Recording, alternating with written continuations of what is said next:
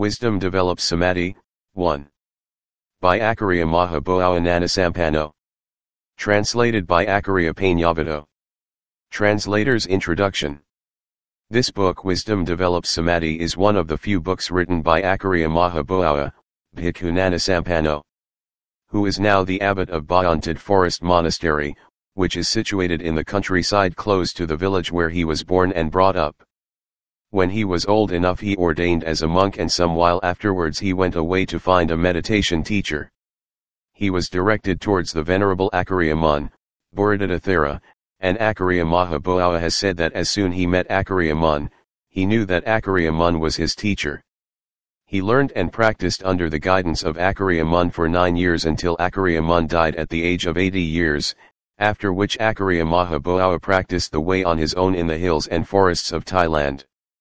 He then wandered throughout the country, going to nearly every province until he was offered land by supporters near his home village to build a forest monastery. Since then, he settled down and has lived there since. Many words in Wisdom Develops Samadhi have been left in Pali because there is often no adequate translation in English. It is hoped the reader will forgive any difficulties that this may make, but it is felt better that the reader should not understand rather than misunderstand. However, a fairly comprehensive glossary has been included at the back, which should cover all the Pali words that are not actually explained in the text. It is hoped that this book will bring the Dhamma to many people and that it will help people to realize that the living Dhamma is still extant, and is not just a thing of the distant past or of the distant future when the next Buddha comes. May all who read this book gain from it that which will aid them towards the supreme happiness of Nibbana. Bhikkhu Panyavaddho Untitled Forest Monastery, 2003. Wisdom Develops Samadhi. 1. Sila. Sila is that which sets a limit to the outgoing exuberance in a person's actions of body and speech, and the responsibility for these actions and their results rests with the heart. Good people do not like to associate with someone whose outgoing exuberance is not restrained by Sila, and nobody trusts him. In business and other affairs, even if there are only 1 or 2 people who have bad Sila and no sense of shame in their behavior, it is certain that the social group in which they live and work cannot remain secure for long. It is bound to be destroyed or set in disorder by them in whatever way they can, as soon as they have a chance when others are off their guard. It is like living with a fierce poisonous snake which is just waiting to bite whenever one is unprotected. Thus Sila is the Dhamma which protects the world, keeping it cool and happy so that there shall be no cause for doubt, suspicion and mistrust which can arise from a mutual lack of confidence in those things which are liable to cause friction and trouble. These things often start in a small way and develop into larger things, things which everyone wants to avoid. Sila is of many kinds, but here we will only consider the 5 Sila, the 8, 10, and 227 Sila, which different kinds of people should variously maintain as it suits their status, age, and physical capabilities. The 5 Sila are the most important for lay people who have dealings with society in its various aspects. They should maintain these Sila as that which gives a recommendation of their individual personal integrity and of their mutual integrity, thus keeping them from falling apart when they gain and lose from each other in business or society everywhere. It is noticeable how, if there are 1 or 2 people working in business, in a company or in government service, who always maintain the 5 Sila, they are just the people who are most liked, praised, and trusted in all kinds of affairs by their business associates, such as those affairs which are connected with money. Whether such people remain in that work or go elsewhere, they will be well liked and respected everywhere, because when they maintain Sila, it means that they also have Dhamma within their hearts, like the taste of food which cannot be separated from its nature. And conversely, when such people have Dhamma within them, they also have Sila, so that whenever they break any part of their Sila, it means that at that time they do not have Dhamma within them. Because Dhamma is associated with the heart and Sila is associated with bodily actions and speech. Therefore the good and bad actions of the body and speech indicate and show the state of the heart, which is the leader and the one that is responsible. If the heart always has Dhamma within it, the ways of the body and speech are bound to be clean and free from blame in all their activities. Therefore, people who perform clean actions of body and speech proclaim by these actions that they are the kind of people who have Dhamma in their hearts, and moral behavior in their actions, speech, and hearts. This attracts the hearts of other people everywhere so that they turn to such people, and so it is that they are always popular and well thought of in all ages. Even those who are unable to promote their actions, speech, and hearts in the foregoing way still have respect and reverence for those who have moral behavior in their actions, speech, and hearts. In the same way as all of us have respect and reverence for the Lord Buddha and his true followers, Savaka. This indicates that moral behavior, meaning that which is good and graceful, is always desirable and valuable in the world, and is never out of date. Sometimes, however, it happens that the nature of moral behavior is altered from its true or inherent nature into doctrines and traditions which come from a people's national, class, or cultural background. This is the reason why moral behavior becomes a thing of nation, class, or cult, in accordance with these popular doctrines. And this is why different peoples throughout the world are constantly criticizing and blaming each other. But apart from this, moral behavior is the way of merit which can always lead the sage towards progress and development, for as long as people in this world are still interested in adjusting their own actions of body, speech, and heart to accord with the ways of moral behavior. Whenever the world has been disturbed and troubled, it is obvious that it is because people have been lacking in moral behavior, and nowadays, if people do not hasten to improve themselves in accordance with the true nature of moral behavior, the powers of the world will soon erupt in their full fury. And even those who wield the power will not survive, and all will be destroyed. But in particular in each family circle, if Sila, which is the basis of proper behavior, is lacking, both husband and his wife will lack confidence in each other. Before long there will arise doubt and suspicions that each is associating with other women and men and having clandestine love affairs, which will undermine the unity and prosperity of their family. If moral behavior is lacking to this extent, the dissatisfaction in their hearts will begin to come to fruition, and they will be full of trouble and worry. Even work, which is the basis of steady family life, will be disrupted, and the children will all be involved in the prevailing air of dissension. But those who continue to act in immoral ways that are progressively worse than the foregoing, are sure to find that sooner or later, all those things which were firmly established suddenly start to flare up into dissension and trouble. Like a pot full of water which is hit and breaks, and all the water pours out and disperses at once. So if the world wants prosperity and civilization, it is still necessary that it should conform to the standards of moral behavior. And how can anyone truly speaking object to the principle of truth, which is moral behavior, which has been in the world since time immemorial? Natural moral behavior does not have to be asked for as precepts from a bhikkhu, monk, or from someone in an official capacity in a wat, monastery, or elsewhere before it is established. For if a person respects and likes those characteristics within himself which are right, good, and graceful, and if he behaves in this way personally as well as in association with others, avoiding actions which are contrary to such good behavior, it indicates that he has moral behavior within his character. The reasons why morality arises in the heart and in behavior of a person are, firstly, that it arises from a person's inherent nature, as already mentioned above. Secondly, that it comes from association with wise people, such as recluses and teachers, and that after learning from them one puts their teaching on moral behavior into practice. These two things are sufficient to arouse the practice of moral behavior in oneself, and to enable one to become a person in whom it is constantly present. These two will also be sufficient to preserve one's own status and that of one's family in all forms of society with which they have dealings.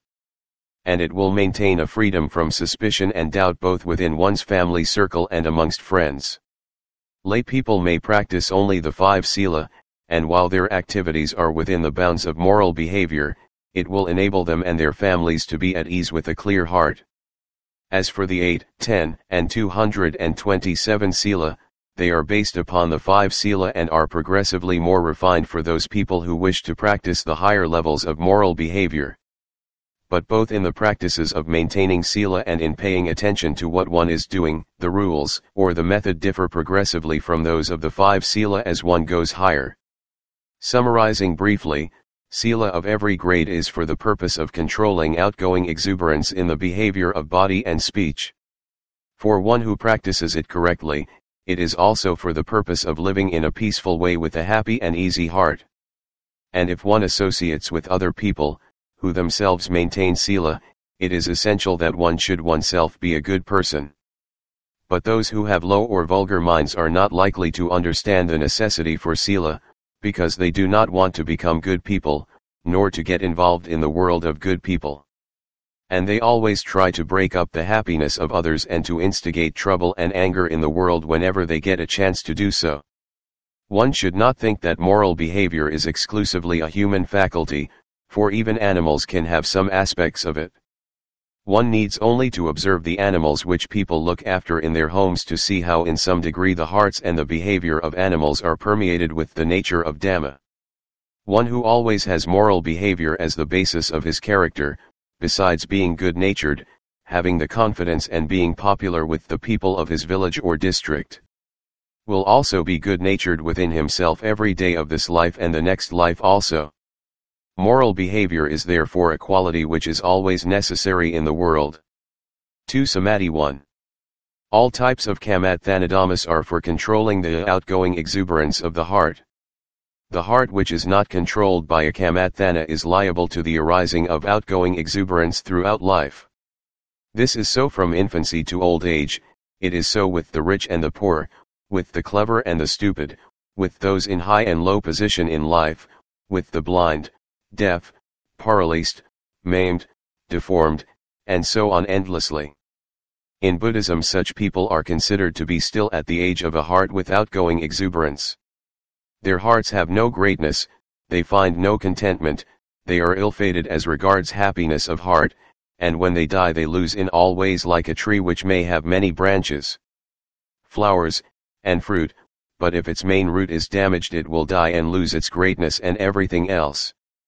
But unlike the body of a human being who has died, the trunk or branches of the tree may still be useful for some other purpose. The baneful effect of the outgoing exuberance of a heart which does not have Dhamma as its guardian, is that it never finds true happiness. And even if happiness does arise due to the outgoing exuberance of the heart searching for it and finding it, it will be happiness of the type in which one is, like an actor, playing a part, which increases the outgoing exuberance, making the heart go increasingly in the wrong direction, and not the type of happiness which is truly satisfying. Samadhi, which means calm or stability of heart, is that which opposes the outgoing exuberance. The heart, on the other hand, doesn't want to take the medicine, and the medicine is the kamatthana. Outgoing exuberance of the heart has been the enemy of all beings for countless ages. And a person who wants to subdue the outgoing exuberance of his own heart will need to compel his heart to take the medicine which is the kamatthana. Taking the medicine means training one's heart in Dhamma and not allowing it to go its own way, for the heart always likes to have outgoing exuberance as a companion. In other words, taking the medicine means that the heart brings Dhamma into itself as its guardian. The Dhamma which is the guardian of the heart is called the kamatthana. There are 40 types of kamatthana-dhammas which variously accord with the different temperaments of people. They include 1. The 10 kasana, devices for gazing at and concentrating upon. 2. The 10 ajubha, contemplation of the states of the decomposition of a dead body. 3. The 10 anasathi, various objects of contemplation. 4. The 4 brahmavihara, friendliness, compassion, joy, and equanimity. 5. The 1 aharapatikulasana, recollecting the loathsomeness of food. 6. The 1 ketuttattvavathana, defining the 4 elements. 7. The 4 aripat, developing the 4 formless yahanas. Here we will confine ourselves to the consideration of a few of these methods which are in general use and which are found to give satisfactory results. They include 1. Contemplation of the 32 parts of the body, including kesa, hair of the head, loma, hair of the body, naka, nails, danta, teeth, tako, skin, etc. This first group of parts is called the 5 Kamatthanas. 2. Contemplation of the Buddha, the Dhamma, and the Sangha. 3. Anapanasati, awareness of breathing in and out. Whichever method is used, it should suit one's character, for characters differ, and to teach that everyone should use only one kind of Kamatthana may well prove to be a hindrance to some people, thus preventing their attaining the results which they should attain. When one finds the type of meditation that suits one's character, one should set one's mind to begin doing the practice with a preparatory repetition, parakama, such as, kesa, hair of the head. One should then repeat it mentally and not out loud, and at the same time one should keep one's attention fixed upon hair of the head. If, however, one finds that thinking, on its own, is not able to capture the heart, one may repeat the preparatory repetition in the manner of a chant so that the sound captivates the heart and it becomes calm and quiet. One should continue repeating the preparatory repetition until the heart has become calm, and then one can stop. But whichever preparatory repetition is used, one should retain conscious awareness of that Kamatthana. Thus in the foregoing example of kesa, one should retain conscious awareness of the hair on one's head. If one uses one of the preparatory repetitions, Buddho, Dhammo, or Sangho, one should set up knowledge of it just in the heart alone. These are not like other types of Kamatthanas, for here one should repeat Buddho, or Dhammo, or Sangho, so that it is in continuous contact with the heart and remains there until the one who repeats the Buddho of the preparatory repetition and the one who knows, who is the heart, are found to be identical. If it suits one's character better to use the preparatory repetition Dhammo or Sangho, one should repeat it so that it is in contact with the heart and remains there until it is found to be identical with the heart. This is done in the same way as the Kamatthana Buddho. Anapanasati Bhavana, developing the of awareness of breathing, uses the breath as the objective support of the heart and consists in knowing and mindfulness, sati, of in and out breathing. In becoming aware of breathing, one should at first fix attention on the feeling of the breath at the nose or the palate, roof of the mouth, as it suits one. Because this is where the breath initially makes contact, and one may use this as a marker point for holding one's attention. Having done this until one has become skilled, and the in and out breathing becomes finer and finer, one will progressively come to know and understand the nature of the contact of in and out breathing, until it seems that the breathing is located either in the middle of the chest or the solar plexus.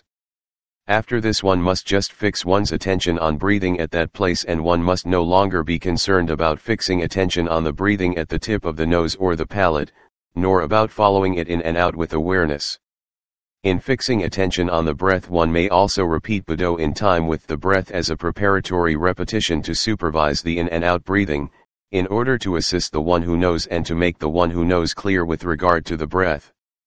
Then the breath will appear more and more clearly to the heart.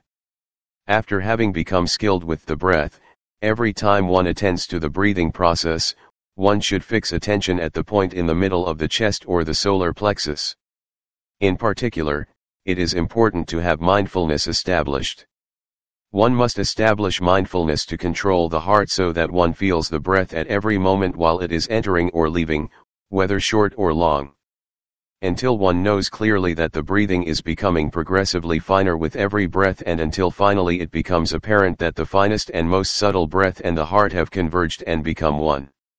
At this stage one should fix attention on the breath exclusively within the heart, and there is no need to worry about the preparatory repetition. For in becoming aware of the breath as entering and leaving, and as short or long, the preparatory repetition is only for the purpose of making the citta become more subtle. When one has attained the most subtle level of breathing, the citta will be bright, cool, calm, happy, and just knowing the heart, and there will be no connection with any disturbing influence. Even if finally at that time, the breath gives up its relationship with oneself, there will be no anxiety because the citta will have let go of the burden and will just have knowledge of the heart alone. In other words, it will be non-dual, ekajitaramana. This is the result that comes from developing the practice of anapanasati kamatthana. But it should also be understood that whichever kamatthana is practiced, and whoever practices it, This is the kind of result that should be attained.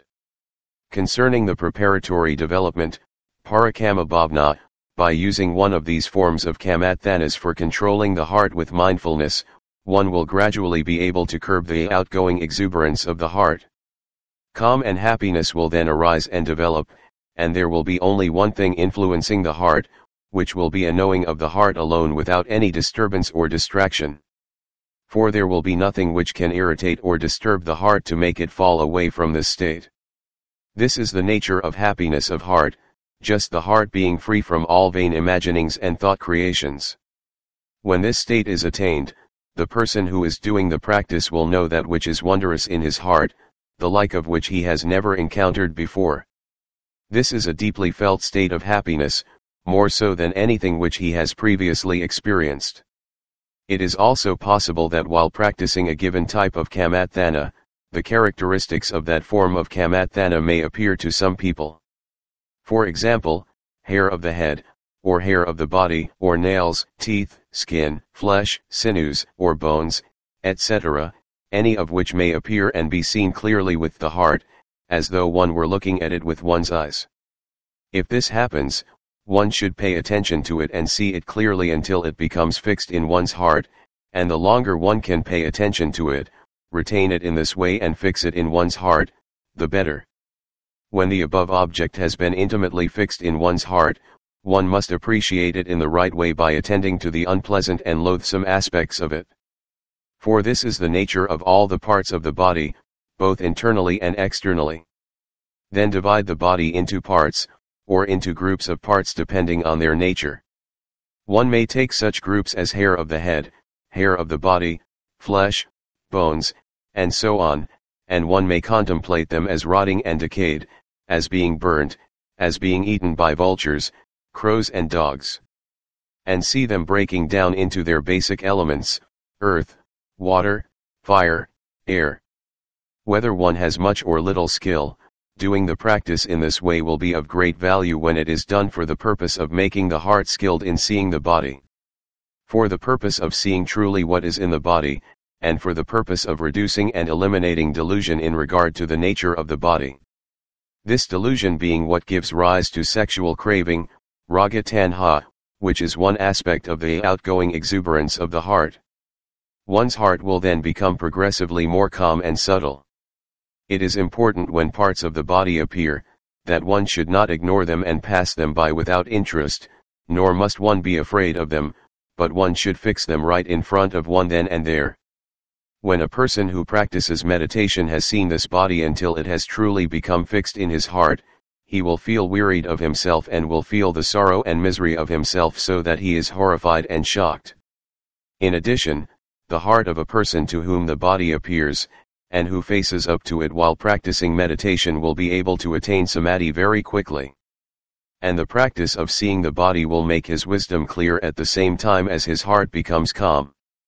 A person who does not see the parts of the body should understand that all preparatory meditation, Parakama Bhavana, is for the purpose of leading the siddha to a state of both calm and happiness. So one should not feel doubtful about any of these methods that they will not lead the siddha to a state of calm, and later on to see danger with wisdom. One must be determined in whichever meditation one is practicing, and repeat whichever preparatory repetition suits one, without becoming disheartened nor feeling like giving up. It should be realized that whichever method of meditation is practiced, it leads to the same goal as all the other methods. And it should also be realized that all these methods of Dhamma will lead the heart to peace and happiness, in other words, to Nibbana, which is the final goal of all types of meditation development. Therefore one must do one's own meditation practice and not be concerned about other types of meditation, otherwise one will be in a state of doubt and uncertainty, and unable to decide which of them is the right way. Which would be a constant obstacle to one's siddha, thus preventing one from carrying out one's original resolve. Instead, one must determine that one will be really mindful in the practice, and one must not arrange sila, samadhi, and pa in any special order, nor let them go away from the heart. Because the defilements, kilsas, of passion, hate, delusion, and the rest, dwell in the heart and nobody has arranged them in order. When one thinks in wrong and faulty ways, it arouses the defilements in one's heart. One does not decide nor arrange that this one will come earlier, and that one later, for if it is a defilement immediately one thinks wrongly. And whatever type it is, so it arises, and they all make one troubled or passionate in the same way. The defilements are always bound to be of this nature, and it is of no consequence in which order they arise, for all of them are able to make one troubled and passionate.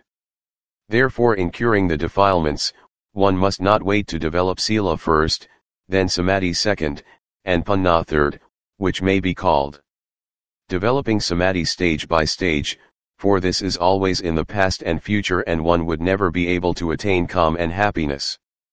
3. Samadhi 2. The true purpose of meditation practice is to bring about calm in the heart. If one cannot attain calm by lulling the heart with a preparatory method, parakama, one must use the way of subduing it by intimidation. In other words, by using wisdom to search out and examine those things to which the citta is attached, and depending on how skillful one's wisdom is, to search for a way to goad the disobedient citta with what wisdom reveals until it surrenders to wisdom and the heart accepts the truth about the things to which it is attached. Then the heart cannot be distracted and restless and must drop into a state of calm, in the same way as a work animal whose outgoing exuberance must be trained by constant goading so that it surrenders to the will of its master. The following analogy may help to illustrate this method. In a place where there are few trees and each one standing on its own, if a man wanted to cut one down he could do so and make it fall where he wanted. He could then take it and use it as he wished with no difficulty. But if he wanted to cut a tree down in a forest where its branches were entangled with other trees and creepers, he may find it difficult to fell the tree and to make it fall just where he wanted. So the woodcutter must use his wisdom and examine carefully to find out what is entangled with the tree. And then by cutting away all the entanglements he could fell it just where he wanted and use it however he wished without difficulty. All of us have characters which are comparable with these two trees, for some types of people do not have much in their environment to burden them and act as a drag on their minds. When they use only a preparatory meditation such as Buddho, Dhammo, or Sangho, the citta is able to become calm and peaceful and drop into a state of samadhi. This becomes the basis for the development of wisdom, panna, and enables them to go ahead with ease, which is called samadhi develops wisdom. But there are other people who have many things in their environment to burden and oppress their hearts, and their natures are such that they like thinking a lot. If they train themselves by using a preparatory meditation as described in the foregoing chapter, they are not able to cause the citta to drop into the calm of samadhi. They must therefore carefully use wisdom to examine the reasons for this, in order to sever the root cause of their distraction by means of wisdom. When wisdom has been nagging at those things to which the citta is firmly attached, what the citta knows about them cannot be superior to that which wisdom reveals, so the citta will then drop into a state of calm and attain samadhi. People of this type must therefore train the citta to attain samadhi by using wisdom, which may be called Wisdom Develops Samadhi and is also the title given to this book. When samadhi steadily develops due to the use of wisdom, the samadhi then becomes the basis for further wisdom at a higher level. This latter stage then conforms with the basic principle that samadhi develops wisdom. A person who wants to train his heart to become skillful, and to know what is behind the deluded tricks of the defilements, kills must not be attached to study and learning in Buddhism to such an extent that it gives rise to the defilements. But also he must not abandon study and learning, for to do this goes beyond the teaching of the Lord.